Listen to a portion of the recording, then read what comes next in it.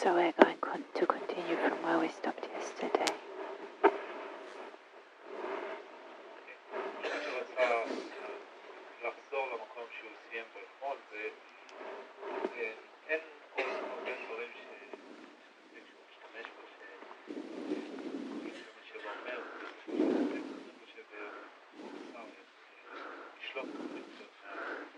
So Rinpoche will just say a few words from within the text. He will not speak about all the parts.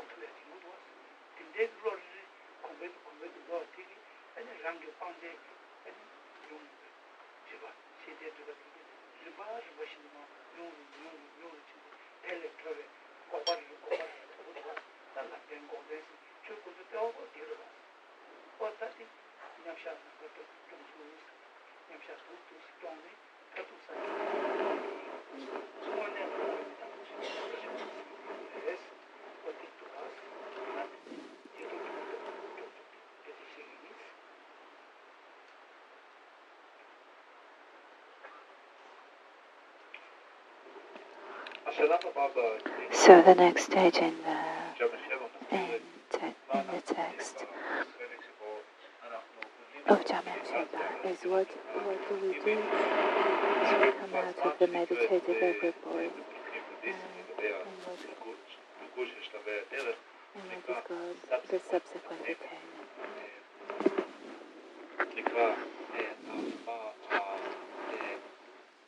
ההגשמה העוקבת שהיא כאשליה. אז מה שעשינו עד עכשיו, כמו שקוראים גם שבע, So, as Jamyam said, what we have generated, the wisdom that has come out of the teaching, we have generated a wisdom that is that arises from the purification. So, with this study and contemplation, we understand this specific subject that we're studying with the power of that which is manifest, that which we can see directly with the facts. But this is where this doesn't satisfy us, but rather we continue to investigate the way I appear, the way I exist, the way phenomena exists. So we want to analyze the mode of abidance of phenomena, so to see, so that we realize that oneself exists independence and not by one's own power. And at a certain point, we generate a mind, an inferential mind that realizes the true mode of abidance of reality that depends on causes and conditions, on parts, and is dependent on mere label. So this is the inferential cognition that we generate. So, but this is still insufficient. What we want to do is time and again to contemplate with this inferential mind about the selflessness of phenomena being independent. So as Jamyam said in the text, when we are abiding in meditative equipoise, which is like space, we use a particular logic in order to get to this inferential cognition, which understands correctly this selflessness. So there are different logics which we can use. As it is said, the self which exists independently cannot exist as one or different from the body and mind. So we can also use different reasoning, as Jamyam says, that when we're in meditative equipoise at a certain point, we are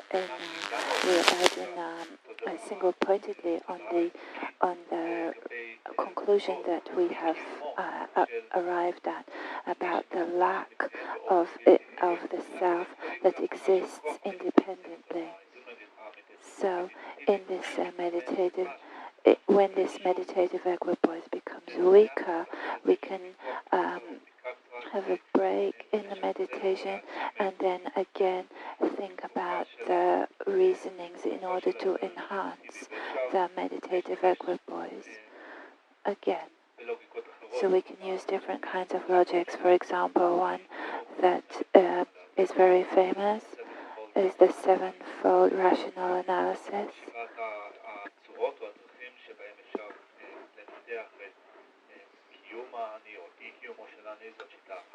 So this is one way, and another way that Nagarjuna expressed different methods in the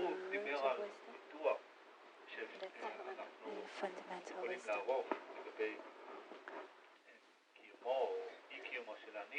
So So this another way that we can analyze the self is when we show it on the Tathagata by analyzing how does the Buddha exist. We can also analyze how does the self exist. As Nagarjuna said, by analyzing the Tathagata, we check whether the Tathagata is in his aggregates, or is he different from his aggregates? Is he one entity, which is different from the aggregates? So, of course, when we look at it from a logical way, the Tathagata is different from his aggregates. But if he is a being which is different from the aggregates, is his existence a being which is different from the aggregates? And if it is a being that is different from the aggregates, it means it is a being that has that is independent of his aggregates. That means that they can be separated in a way that the self exists in an independent way of causes and conditions, that isn't dependent on mere labor. So the self exists completely as a being which is completely separate, which is completely different from the aggregates. So when we, and Nagarjuna says that when we analyze this self, is it dependent on the aggregates or is it independent of the aggregates? Is it supported by the aggregates? Do the aggregates support this being, this self? So he shows all kinds of analysis to use on the Tathagata. So eventually, when we cannot find the Tathagata as a being that is separate from his aggregates, since we do not find such a separate being, so Nagarjuna says, so where is the Tathagata? Or in what way does the Tathagata abide, exist? So as Rinpoche said, we can refer the same analysis to ourselves. Do we exist in an independent way and independently from causes, from labeling, from mere labeling? And if we do exist in this way, are we dependent on the aggregates, or are we not independent of the aggregates? Are we separate from the? Are we different from the aggregates?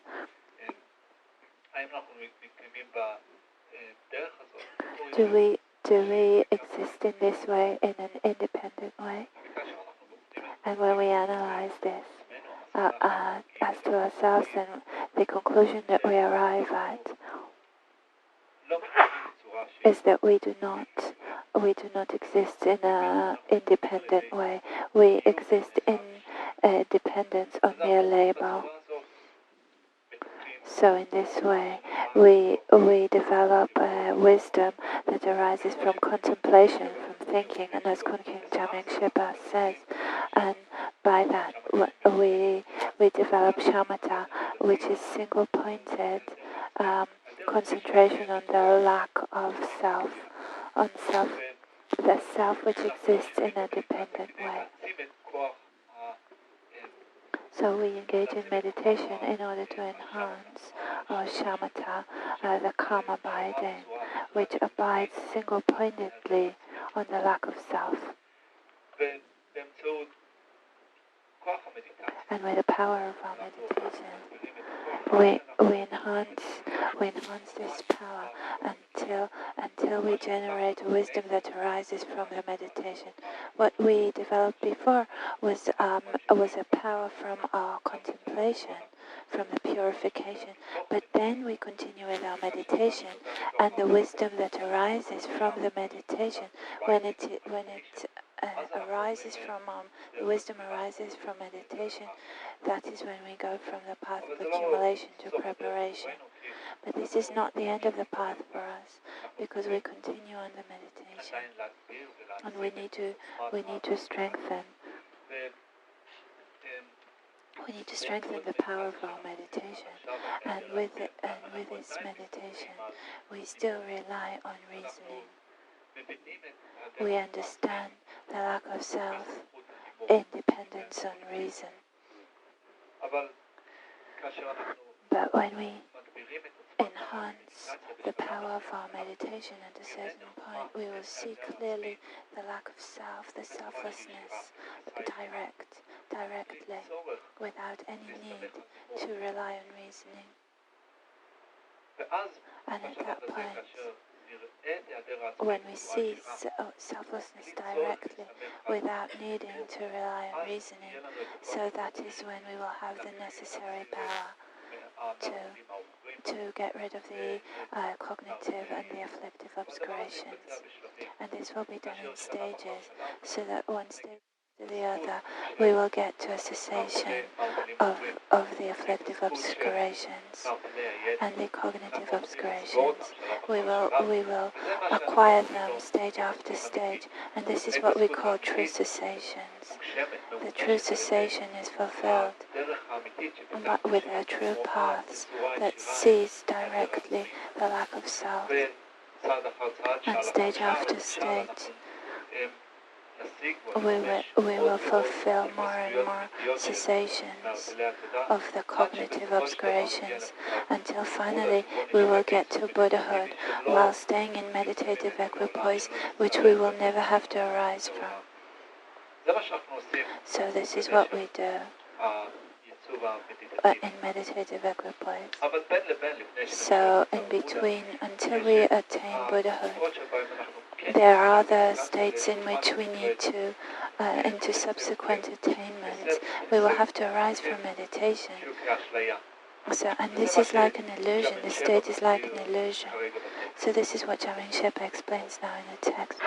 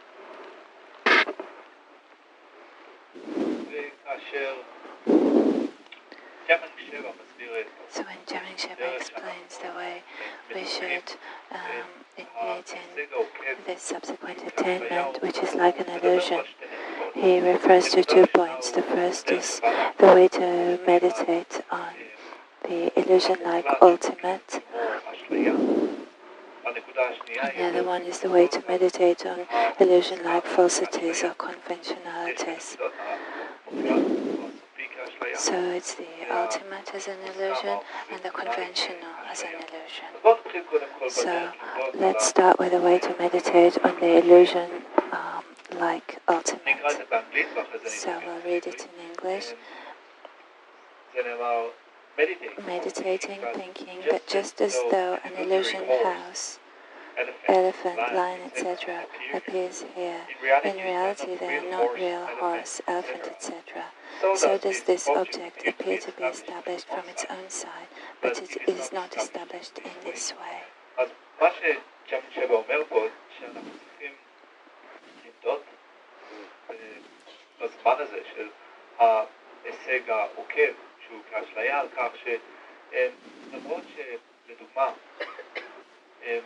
יש סוס שהוא סוס אשלייתי, זאת אומרת שאם יש איזושהי אשליה או קסם מסוים שיוצר חזות מסוימת של סוס או של פיל או של אריה וכולי, אז הם מופיעים כאן. אבל במציאות הם ריקים מהיותם סוס אמיתי, פיל אמיתי וכולי. באותו האופן, רבי שבא אומר, מוסר מופיע בעיני רוחנו, לתודעה שלנו, כאילו שהוא מבוסס מצידו הוא. He's explaining it in, translating into Hebrew this verse. מצידו הוא. אז כאשר אנחנו, קודם כל כאשר אנחנו... So first of all, when we check our current situation as beings who have a mind, all our minds are mistaken. Besides one situation, when we abide in meditative equipoise while seeing emptiness directly, our mind is unmistaken.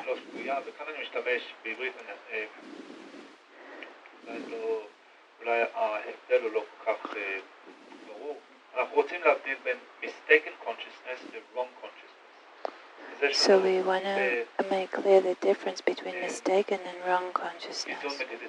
So we have a meditative equipoise where we see emptiness directly, and that's a mistaken consciousness.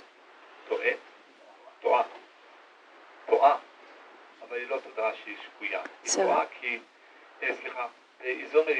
in meditative equipoise, we don't have a mistaken consciousness. But when we come out of this meditative equipoise, again, everything appears as though it exists truly. So that means that this mistakes again appears to mind, and this mind is wrong. Because that which appears truly, as though it exists truly, that's what appears to mind. So, for example, if we have an eye consciousness that sees a cup, so the appearance of the cup, we see the appearance of the cup, but it seems as though it truly exists. So we have come out of meditation that sees directly in the meditative equipoise, that sees emptiness directly, and again objects appear as though they exist truly. But in this stage, since we have understood, we had a direct realization that things do not exist truly. So outside of this meditation, we know that they do not exist like that. And this wisdom is thanks to the meditative equipoise that we have just come out of. So this is, Rinpoche says, it is like if we imagine someone who speaks to us very nicely, and then shows us something correct, something which we can trust, and in this way he deceives us and takes a few thousand shekel, So after this has happened, and we meet the person again, and he will speak to us in a pleasant way, and he will show us something which seems to be true. Since we know we have already been deceived by this person in the past, so we cannot trust him again, even if he speaks nicely to us, even though he presents things to be true. So we know that he already deceived us. So in the same way, when we come out of meditative equipoise, in which we understood directly the selflessness, and when we have seen it directly, we have understood directly, truly, that things do not exist from their own side. They are empty of true existence. When we arise from this meditation and again appear, and then phenomena seems to appear as though it exists from its own side, then we know that they're empty from existing from their own side.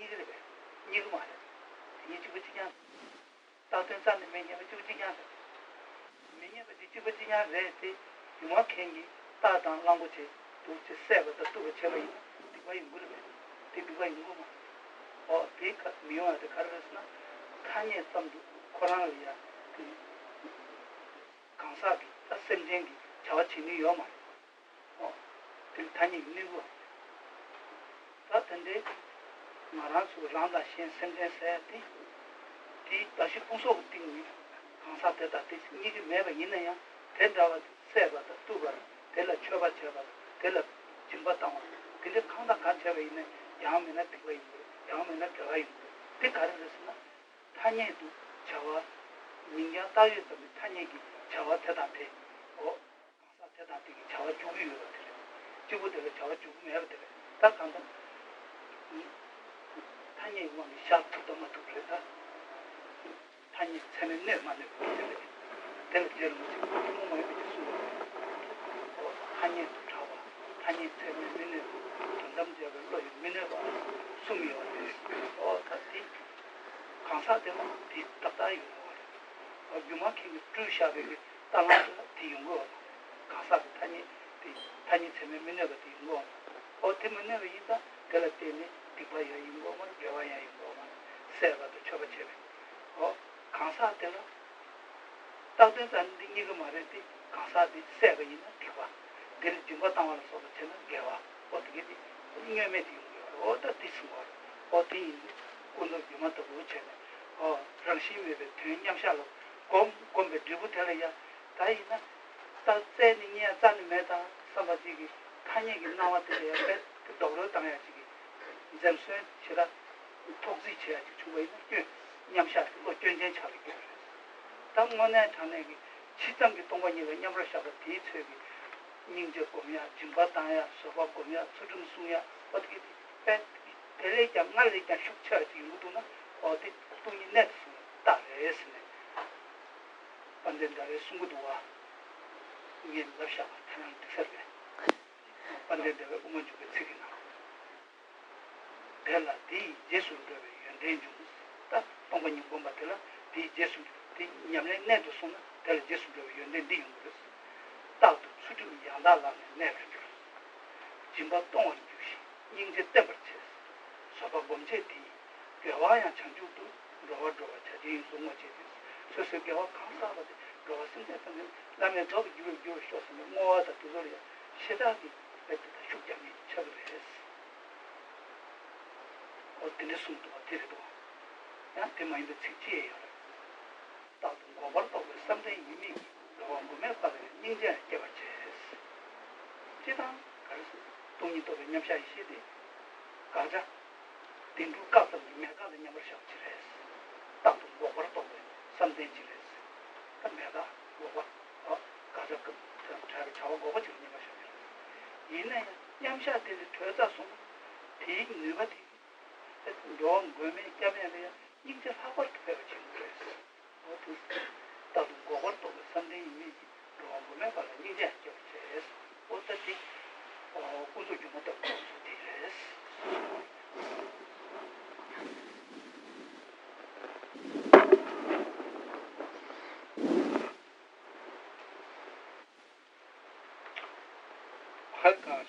So the second part and the last part of the text is the way to meditate on illusion like falsities or conventionalities.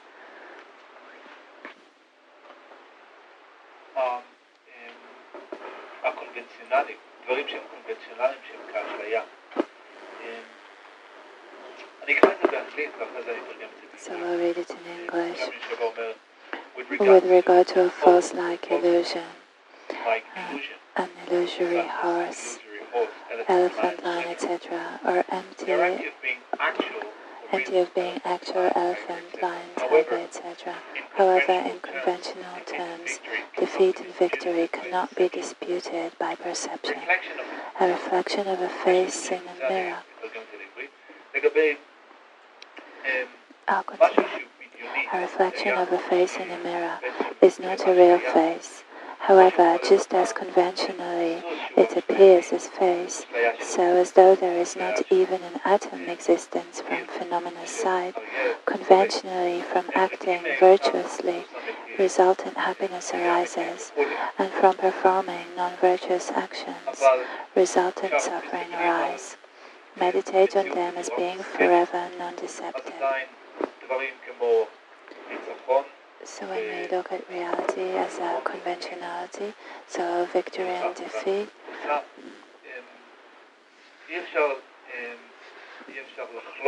they cannot be disputed by perception. That means that in a conventional way, victory and defeat exist. So here Kunkin Jameng Shepa tries to explain the difference between things which are conventionalities, deceptive.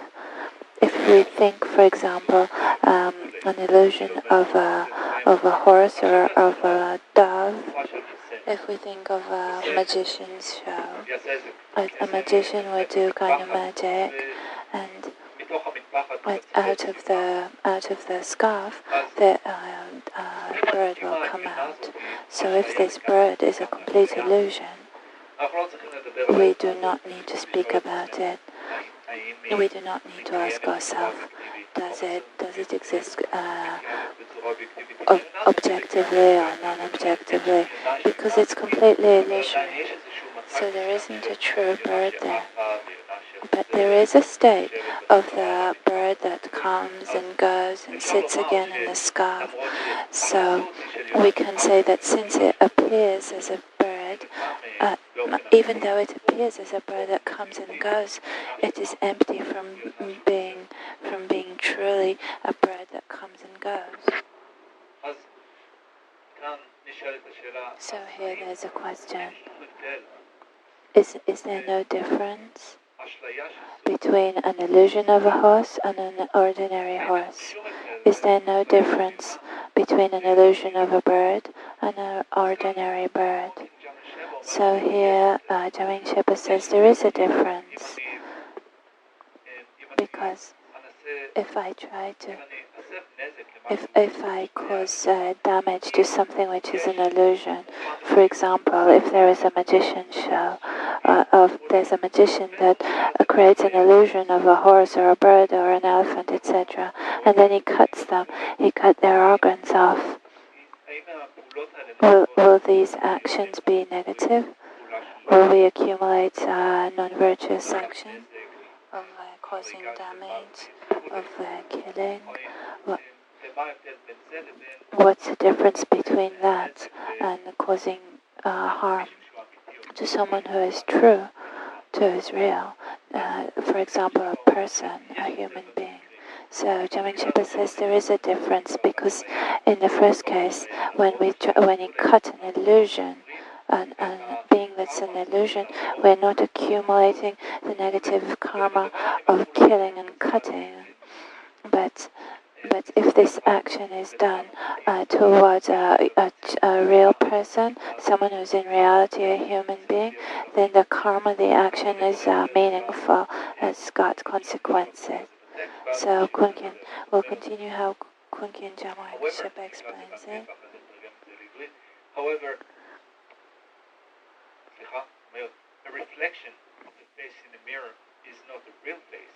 However, just as conventionally it appears as face, so as though there is not even an atom of existence from phenomenal side, conventionally from acting virtuously, resultant happiness arises, and from performing non-virtuous actions, resultant suffering arises. Meditate on them as being forever non-deceptive. אז מה רגע אני אתרגם את זה בעברית. אז מה שקוראים ג'מאן שבו אומר the translation to Hebrew. ההשתקפות של פנים במראה. וההשתקפות של הפנים במראה היא ריקה, הפנים שמשתקפות במראה הם ריקות, מהיותם פנים אמיתיות. עדיין בצורה מוסכמת יש השתקפות של פנים במראה. ולמרות שאין אפילו אטום אחד חלקי אחד של קיום בצדם הם, עדיין בצורה מוסכמת, אם אנחנו ננהג בצורה שהיא בצורת חסד, בצורה חיובית, אז עושר ורווחה ינבעו מתוך הפעולות, ואם ננהג בצורה שלילית, אז סבל ינבע מתוך ההתנהגות השלילית הזאת.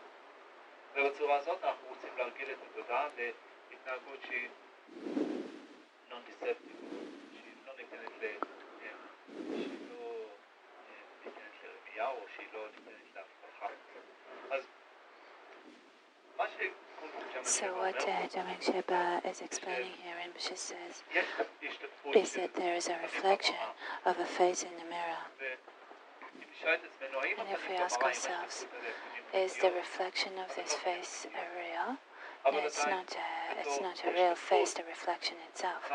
But as for the reflection, we can use it in order to clean our face and to look in the mirror and see whether the face is clean or if it's okay. So that means that in a conventional way, even though it's only a reflection, it serves a particular function.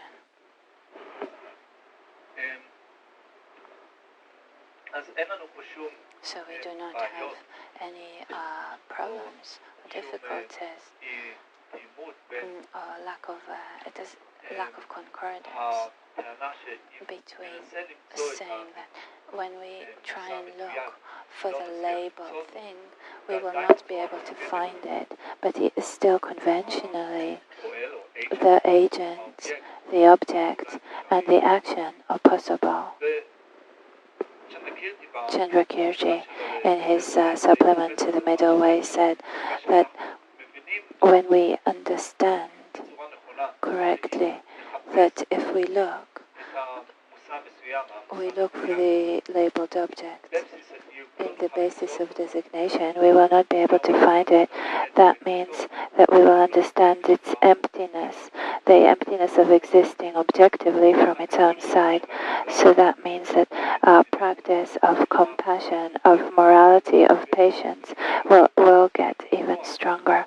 Their strength will be so much more powerful if we understand that they do not exist objectively, but rather independence. So Chandrakirti, in engaging in the Middle Way, he says that all the actions will be stronger from the understanding that phenomena doesn't exist by their own characteristics, by their own nature. He speaks about the practice of compassion, generosity, morality, patience, the dedication of merit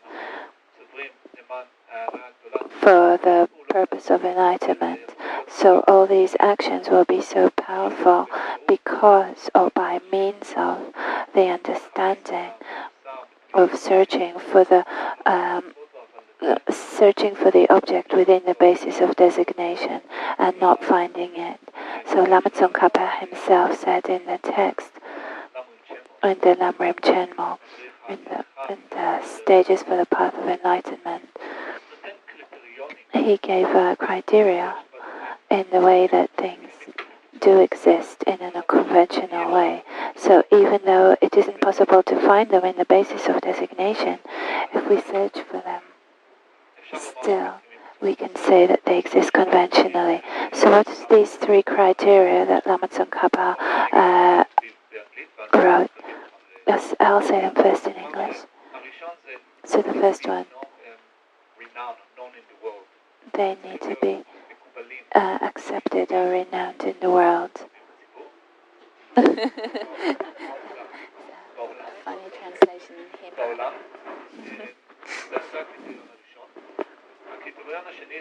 And the second criteria,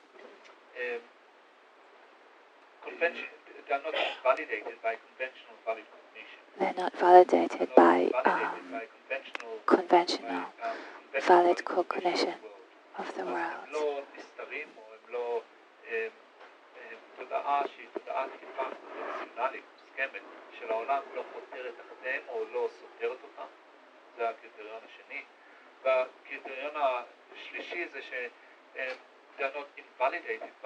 So they're invalidated by rational, ultimate, valid cognition. They're not validated.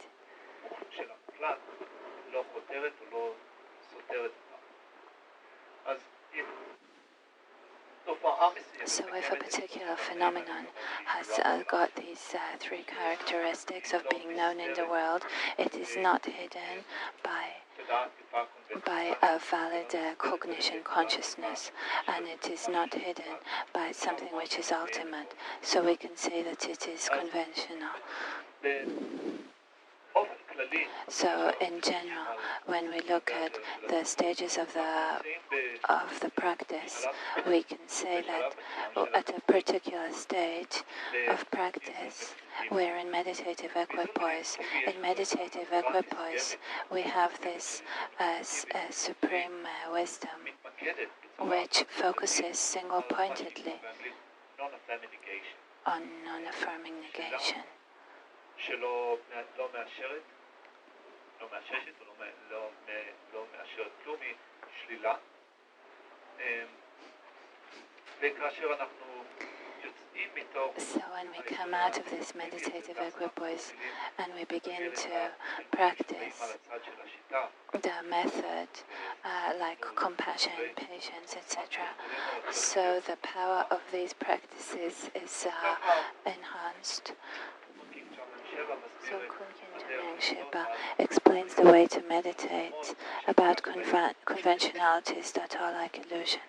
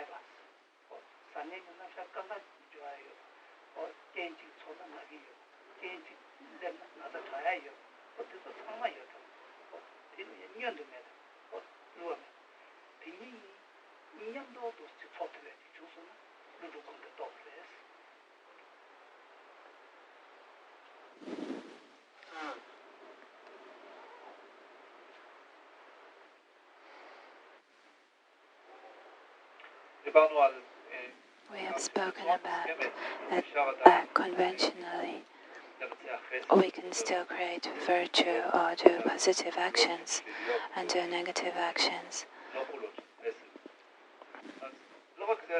So it's not only that, but also, as we said today, as we said yesterday, so when we search for the I, for the self within the body and within the aggregates, we cannot find anything. So Rinpoche believes that we are already, we have already put some meaning into this. We are acquainted with this reasoning. So we cannot find even one atom, one particle of the self in the body. Or if we search it in a time perspective, we cannot find the self in the body or the mind.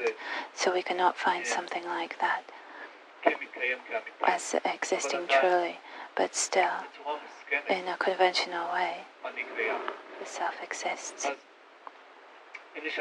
So if we ask ourselves, what is the difference between I at the moment and something that seems like a person? For example, if there is something that is made of stones and metal that looks like a person, that is on the side of the road, and it looks like a human being, can we say, if it appears in a particular way,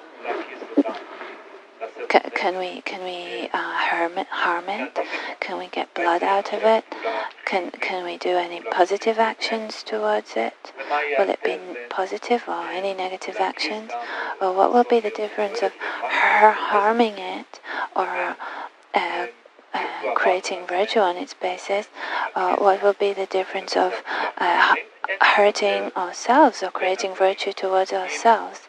Is there no difference? If we search for the I, we cannot find it in that statue, and we cannot find it in ourselves. So is there no difference between ourselves, who exist conventionally in that statue? So of course, if we give medicine, for example, to the statue, we cannot benefit it, we cannot help him to recover from disease. We cannot cause disease, and we cannot help him to recover from disease. But if we do take care of ourselves, we can get sick, and we can also recover from a sickness by taking particular medicine. So in a similar way, if we look, for example, at our own photograph from a few years ago, when we look at the photo, we say, oh, this is me. But is truly the person who's in the photo me? If I cut it, the photo, if I burn it, am I harming myself? So what's the difference between the photo, a statue, and the actions that I'm doing on the photo or the statue, and the actions that I'm doing towards myself? Is there no difference? When I search for the I cannot find it in myself nor in the representations of it. So of course we can say that this question is rather simple. Rinpoche said, of course there's a difference between me and a photo or a statue, and from a functionality point of view.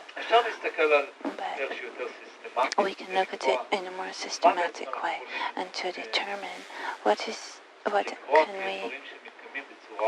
can we actually determine as existing conventionally in an accepted way. So there are particular rules that can be used in order to find what does exist in a conventional way. So we do not only negate things as objectively existent. For example, if we look for a particular thing, we can't find it, and if we look for this and that in the basis of designation, we will not find anything representing it. So until now, we have negated a particular existence. So if we only negate, how can we find things as existing? How can we make sure that they do exist? So as we said, things need to be conventional. They need to be known for others, and they are not hidden by a valid cognition that analyzes them.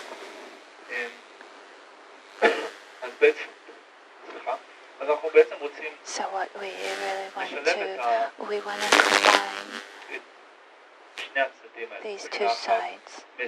From one side, when we search for them, when we search for phenomena as existing objectively, we cannot find them, and on the other side, there is still a set of rules that we can use in order to see that they do exist conventionally. In a text that is called the Guru Puja, it is said in English, samsara and nirvana don't even have it. Cause and effect and depend arising are unbetraying. I think the blessings to discern the meaning of Nagarjuna. So that these two are mutually complementary and not contradictory. As the Guru Puja So in the Guru Puja it is said that even though samsara and nirvana have no atom of true of existence by their own nature, so cause and effect and dependent arising, unbetrayed.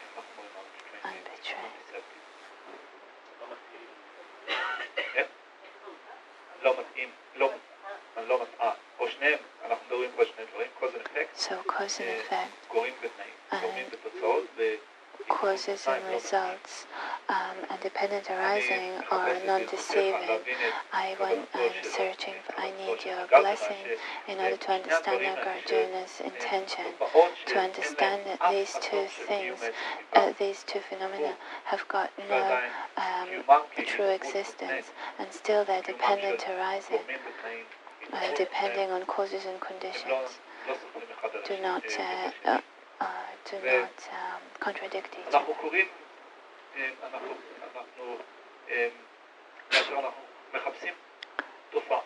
So when we're looking for a particular phenomenon in its basis of designation, and we cannot find even one atom of its existing by its own nature, we can call it in different names.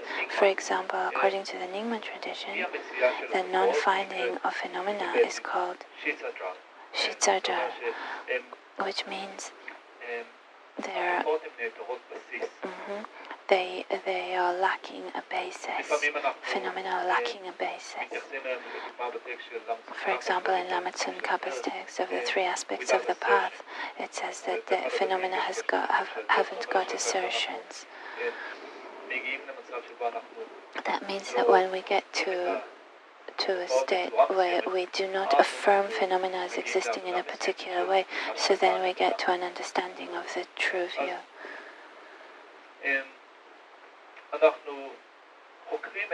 So we analyze the mode of abidance of things, and we use a particular analysis with conceptual minds. We do the analysis and ask ourselves if finally we cannot find that which we're looking for. Does it mean that nothing exists? I do not exist, phenomena doesn't exist. Does it mean that we fall into some nihilist state? So this is not what we want. We do not want to deny things existing, but we want to use a set of rules to understand how things exist conventionally.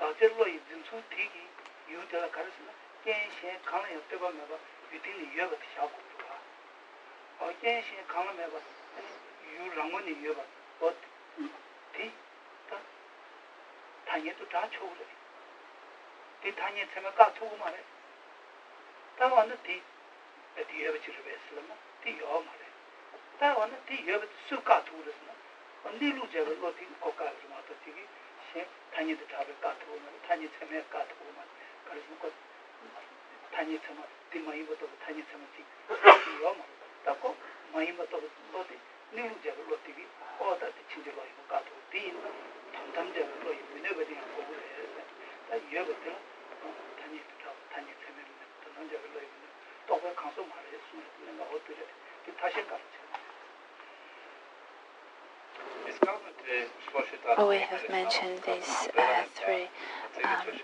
three terms that Lama Tsongkhapa explained in the three aspects, the stages of enlightenment. To explain conventionalities, so the first term is conventionalities need to be renowned to the world. They are not invalidated by conventional valid cognitions, and they are not invalidated by an ultimate valid cognition. So these are the three terms.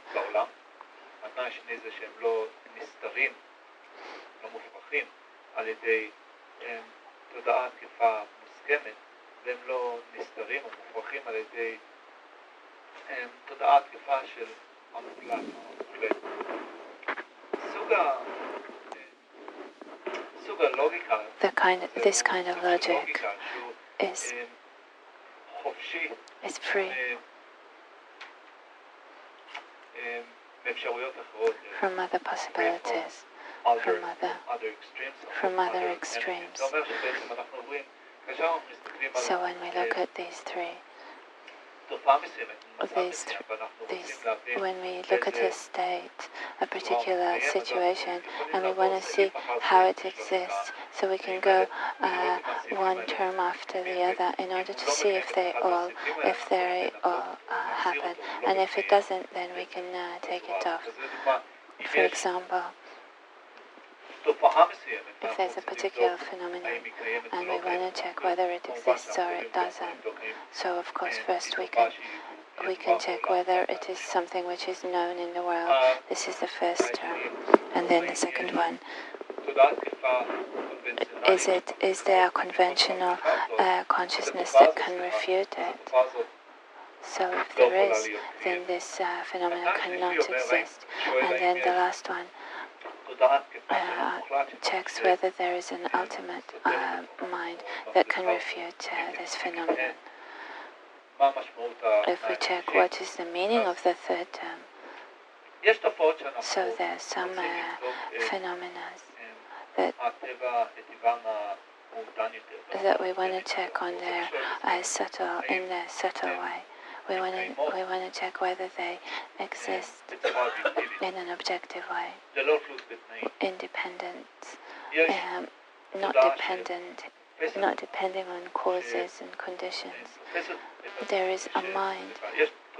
There's a mind that perceives some phenomena as though they exist conventionally. As though they exist objectively in an independent way. And this mind is what we want to negate. So actually, can we negate a mind that holds phenomena as independent with a conventional mind?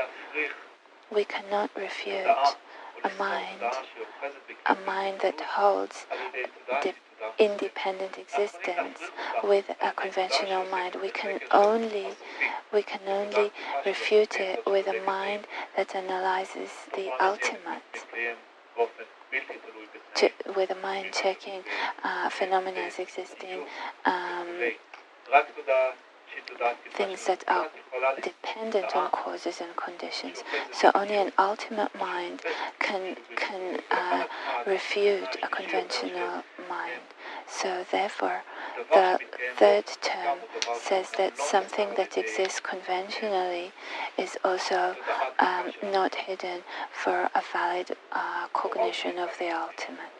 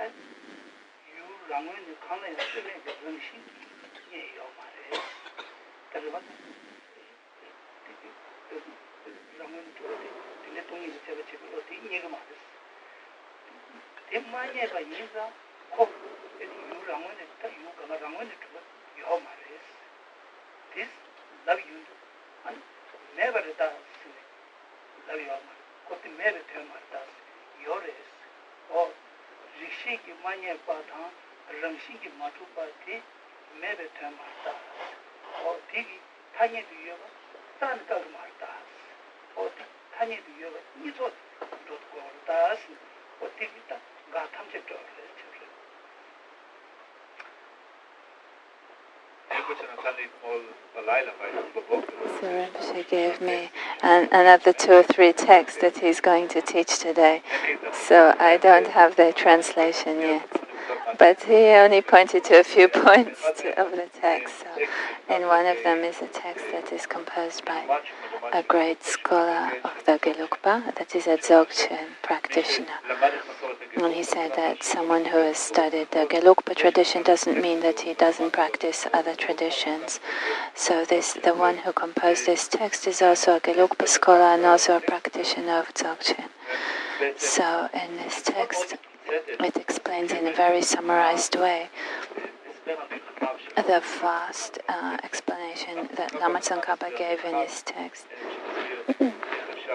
That explains how, from one side, we negate the objective existence of phenomena, but on the other side, we still want to maintain the conventional existence. So, in the way that he makes it precise in one sentence, is that if we think we have a thought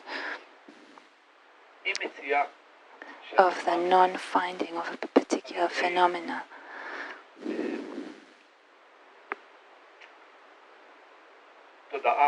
By a mind that is a rational consciousness.